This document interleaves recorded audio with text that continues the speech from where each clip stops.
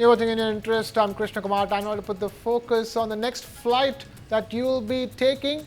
Make sure you double check that flight because there is a big churn that's happening in India's airline sector.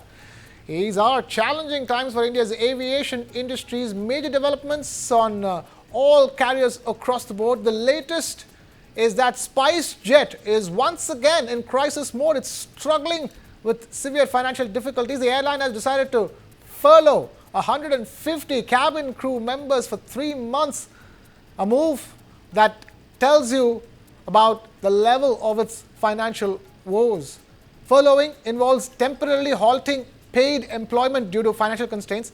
It's a major step that reflects this airline's desperate measures to stabilize the situation. Well, that's not all that's happening with SpiceJet. It is also under the scrutiny of the aviation safety regulator, the Directorate General of Civil Aviation, or DGCA, that has recently taken action against the carrier amidst reports of passengers being stopped from boarding at the Dubai airport due to SpiceJet's unpaid dues.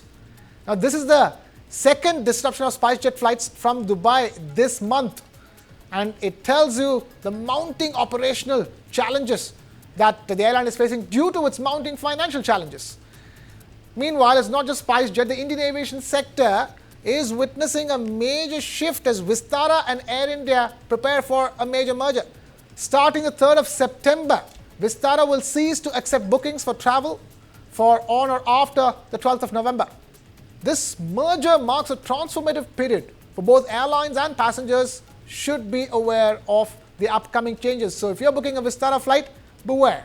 According to an official statement from Vistara, customers will progressively lose the ability to book flights with the airline for dates beyond the 11th of November.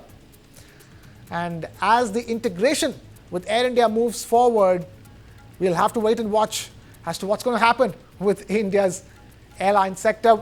Joining us now is Dr. Srinath Sridharan, policy researcher and corporate advisor. Srinath, great to have you with us here on In Your Interest.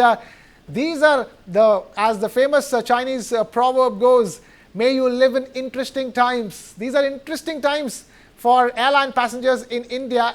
So to the point where before they book their next ticket, they'll have to think twice about so many things, watch so much news before they make their next flight booking.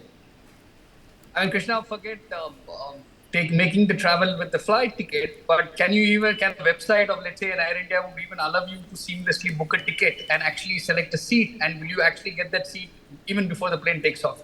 I think we have seen a lot of those challenges, right? It's been crazy. I think the last, I would think realistically about 2 years, we've been seeing Go Air go under literally. There were bidders, and very interestingly, SpiceJet was also a bidder for Go Air. And I'm surprised that if an airline is under so much stress, how did the insolvency regulator as well as aviation ministry or the regulator allow a kind of a stressed airline to bid for another airline? So I think that's a policy point that I want to moot, saying that are you only looking at air safety or the smooth operations of the airlines, or are you also talking to consumers, the passengers? And Krishna, let's be realistic. The festive season is going to start, and also the big period for, let's say, the Indian hospitality industry, which is the influx of travelers, foreign travelers and domestic travelers, and the festive season starts from mid of October. And that's a big chunk of revenues for all these sectors. Whether it's tourism, hotel industry, restaurants, MICE travel, wedding season. And if the aircrafts are going to be limited, or if the flights are going to be limited, we have a challenge. And if I were to add to other complication, right?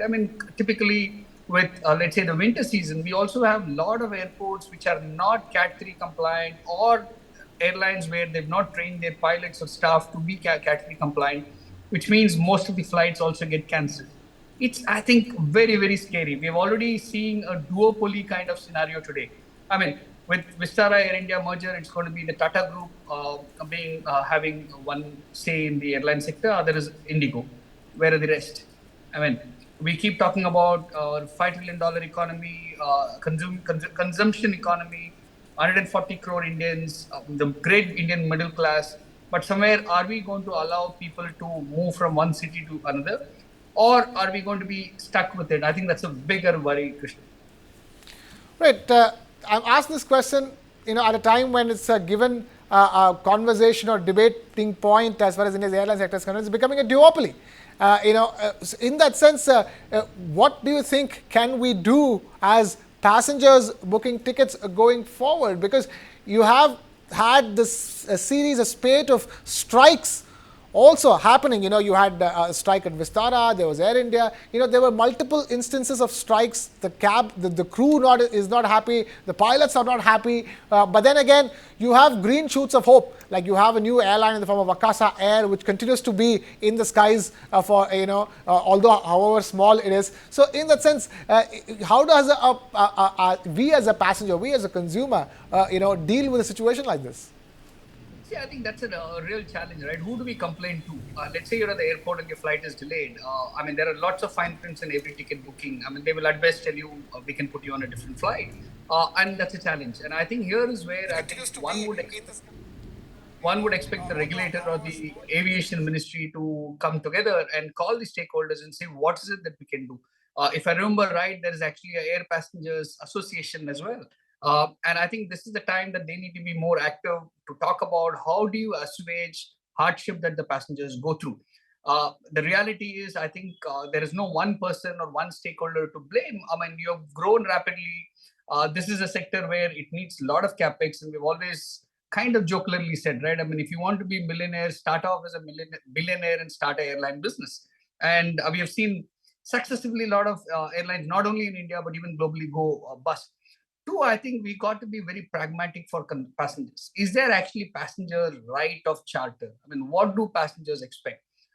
Krishna, I think it will be great if at some point in time you actually put out a program saying what are 5 to 10 things that they can expect and who do they call or who do they complain to? It's heart-wrenching, and when you are a passenger stuck at the airport and you have to get somewhere and the flight is cancelled or delayed and there are no answers. We also have a challenge because a lot of times the check-in counters are actually outsourced. They're not the airline staff as well. Somebody else, an outsourced agency, is running those check-in counters. And what next? You don't get food. The Indian airport, a lot of airports kind of choke when they say choke, the infrastructure, be the toilets, the food gets run out very quickly. How do you help? And I think here is where I think it'll be very interesting to say, can the Indian airport operators, of course, the bulk of the Indian large metro airports are today privately owned. And can they bring in a kind of a charter for passengers saying that if a flight is cancelled, this is what we expect the airlines to actually pay for or actually arrange for the customers. I think that we should do on pure, humanitarian aspect. Food, water, something. Two, I think it's very, very challenging. We have fantastically built large infrastructure, great space. But how about people? And I think India, being at one point in time the BPO capital of the world, has now forgotten what it means. If you try, Krishna, call, let's say, a Vistara or an Indigo call center. It's going to be really frustrating. Sometimes it feels that chatting with the chatbot might be easier than getting a human on the other side. Right. And that's a challenge. And I think these are all pain points which I hope the Ministry of Civil Aviation actually calls the stakeholders and solves it. Because we don't want them to come in only when an airline goes under and say, hey, we are here, don't worry. I think operational movement. Today, we have only literally 2 airlines in the country. And that's a challenge.